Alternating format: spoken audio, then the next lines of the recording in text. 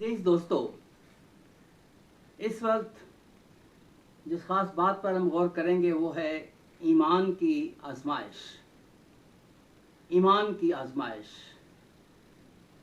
The test of faith. एक लिहाज से जो ईमान आजमाया न गया हो उसकी कोई आजमूदा कीमत या कदर कीमत नहीं होती और न ही उसकी खूबी मालूम हो पाती है। आप इसे एक चेक से तशबीह दे सकते हैं जिसे अभी कैश नहीं कराया गया। आपने गालबन इस चेक को अपने किसी काम के एवज उन अशिया के बदले जो आपने फराहम की या एक तोहफे के तौर पर हासिल किया है। मुमकिन है कि ये चेक बिल्कुल दुरुस्त दिखाई दे, लेकिन क्या हकीकत में भी ऐसा ही है? क्या उसकी कीमत वाकई इतनी है जितनी कि इस पर लिखी हुई है? इसी तरह हमारे ईमान को भी शख्सी दिखावे या दावे से ज़्यादा कुछ होना चाहिए।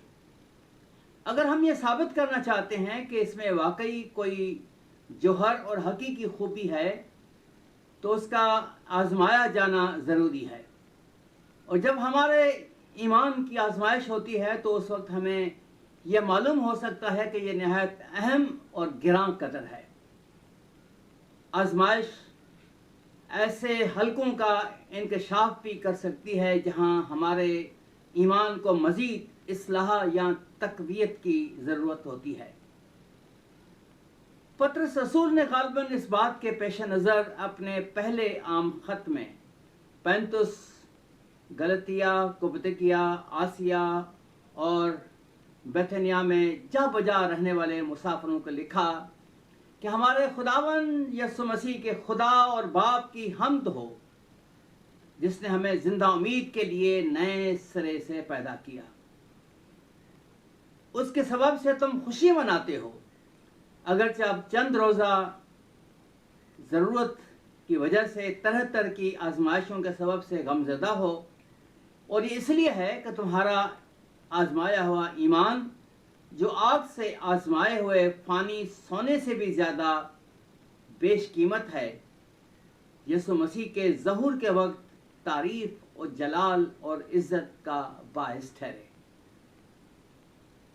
अज़ीज़, बतौर मसीही ईमानदार हमारा ईमान खुदावन यसु मसीह पर है और बिलाशुबा किताब मुक़द्दस उसका हमारे ईमान के बानी और कामिल करने वाले के तौर पर जिक्र करती है। ताहम लिखा है कि मसीह यसु सब बातों में हमारी तरह आजमाया गया तो भी बेगुनाह रहा। गतसमनी बाग में पसीने के खून की बूंदें बनकर टपकने और अपनी सलीबी मौत की हद तक निहायत बड़ी आजमाइश को बर्दाश्त करने से मसीह खुदावन ने दुख उठाकर फरमा बरदारी सीखी और कामिल बनकर अपने सब फरमान बरदारों के लिए अबदी निजात का बाइस हुआ। लिहाजा मसीह यसू की तरह ज़रूर है कि हमारा ईमान भी वक्तन फ़ौक्तन आजमाया जाए। हमें ईमान की कमी से खबरदार रहना चाहिए। मसीह यसू के 3.5 साल खिदमत गुजारी के आखिरी 4 माह के दौरान में यरूशलेम में ईद तजदीद के मौके पर जब यहूदियों ने उसे कत्ल करने की कोशिश की तो वह एक ऐसे इलाके की तरफ निकल गए जो गलील की झील से दूर नहीं था।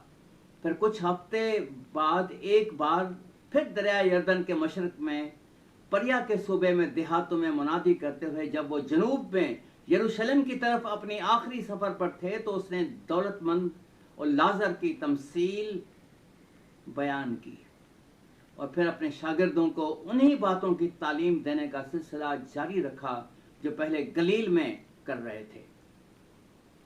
इसके बाद दौरान सफ़र शागिर्दों ने दरख्वास्त की कि हमारे ईमान को बढ़ा और जवाब में मसीह खुदावन ने राई के दाने की तमसील को दोबारा पेश किया। जी हाँ, کیا ہی ہولناک بات ہے کہ خدا کے ساتھ شخصی رابطہ رکھنے والے لوگوں کا ایمان بھی کمزور ہو سکتا ہے۔ عبرانیوں کے خط کا مصنف اپنے قارئین کو تلقین کرتا ہے کہ اے بھائیو، تم میں سے کسی کا ایمان ایسا نہ ہو کہ آپ بے ایمان دل نہ ہو جو زندہ خدا سے پھر جائے، یعنی کہ تبدیل ہونے والی ایمان نہیں ہونا چاہیے، مگر ایک ایسی برکت روحانی حالت سے فیضیاب ہونے والے کسی شخص کا برا اور بے ایمان دل کیسے ہو سکتا ہے؟ در حقیقت خدا کی انمول محبت اور غیر مستحق فضل کا مزہ چکھنے والے شخص کے لیے جان بوجھ کر اس سے دور ہو جانا کس طرح ممکن ہے؟ اور کیا ہمارے ساتھ بھی ایسا واقع ہو سکتا ہے؟ یہ نہایت سنجیدہ سوالات ہیں، اور ہمارے لیے اس آگاہی میں پوشیدہ وجہ کا جائزہ لینا نہایت ضروری ہے کہ مصنف نے اپنے قارئین کو ایسی سخت نصیحت کیوں کی۔ یاد رکھیں کہ یہودیہ کے عبرانی مسیحوں کو یہ خط سن 1961 میں لکھا گیا، اور کہا جاتا ہے کہ یہ وہ وقت تھا جب وہ یروشلم شہر یا پورے صوبے میں یہودیہ میں کسی بھی سنجیدہ اور ایماندار آدمی کے لیے کہیں بھی کوئی امن یا تحفظ نہیں تھا۔ یہ رومی فوج کے مظالم، رومیوں کے مخالف زیلوتیس یہودیوں کے احمقانہ کاموں، افراتفری کے اس عالم میں لٹیروں کی سرگرمیوں سے پیدا ہونے والی لا قانونیت اور تشدد کا وقت تھا۔ ان تمام حالات نے مسیحوں کے لیے بھی واقعی بڑی مشکلات برپا کر رکھی تھیں، جو ہمیشہ ایسے انسان دشمن معاملات سے دور رہنے کی کوشش کرتے تھے۔ در حقیقت مسیحوں کے غیر جانبدارانہ موقف کی وجہ سے بعض لوگ انہیں اپنے معاشرے کے لیے انتہائی غیر موزوں اور باغی خیال کرتے تھے، لہذا مسیحی اکثر بدسلوکی کا نشانہ بننے لگے اور انہیں لعن طعن اور مصیبتوں کا سامنا کرنے کے علاوہ اپنے مال کا لٹ جانا بھی برداشت کرنا پڑا۔ انہی ایام میں اکثر مسیحی شدید مذہبی دباؤ کا شکار ہوئے، اور مسیح یسوع کے وفادار شاگردوں کے جوش و جذبے اور اس کے نتیجے میں مسیح کلیسیا کی تیز رفتار ترقی سے یہودیوں اور بالخصوص ان کے مذہبی پیشواؤں کا حسد اور قہر بڑک اٹھا۔ لہذا انہوں نے مسیح خداوند کے پیروکاروں کو تنگ کرنے اور اذیتیں پہنچانے میں کوئی کسر اٹھا نہ رکھی۔ تاریخ نویس جوزفس بیان کرتا ہے کہ فیسٹس کی موت کے تھوڑے ہی عرصے بعد صدوقی فرقے کا ایک شخص بنام حنفیہ سردار کاہن بنا۔ اس نے یسوع کے بھائی یعقوب اور دوسرے شاگردوں کو صدر عدالت میں پیش کر کے موت اور سنسار کیے جانے کی سزا سنوائی۔ اس دوران اگرچہ بعض مسیحی اذیت کا نشانہ بننے سے تو بچ گئے، مگر یہودیوں کی طرف سے نفرت اور تمسخر کا شکار ضرور ہوئے۔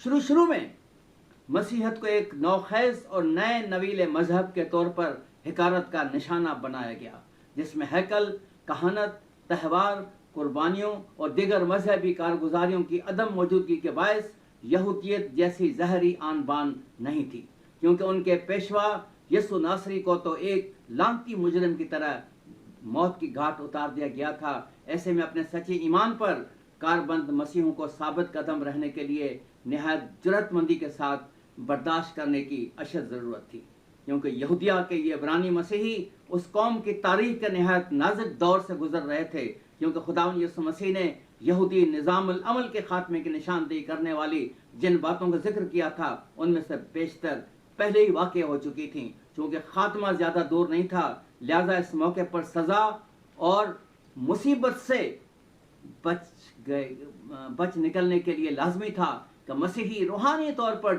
جاگتے اور چوکس رہیں اور مناسب وقت پر پہاڑوں کو بھاگ جائیں۔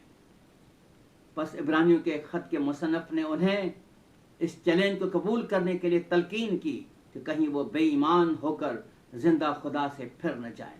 عبرانی مسیحوں کی طرح اخیر زمانے کے ان برے دنوں میں بھی ہمیں اس فانی دنیا کی طرف سے اذیت، نت نئی آزمائشوں، دباؤ سے بھرپور کشیدگی کا سامنا کرنا پڑتا ہے اور پڑ رہا ہے۔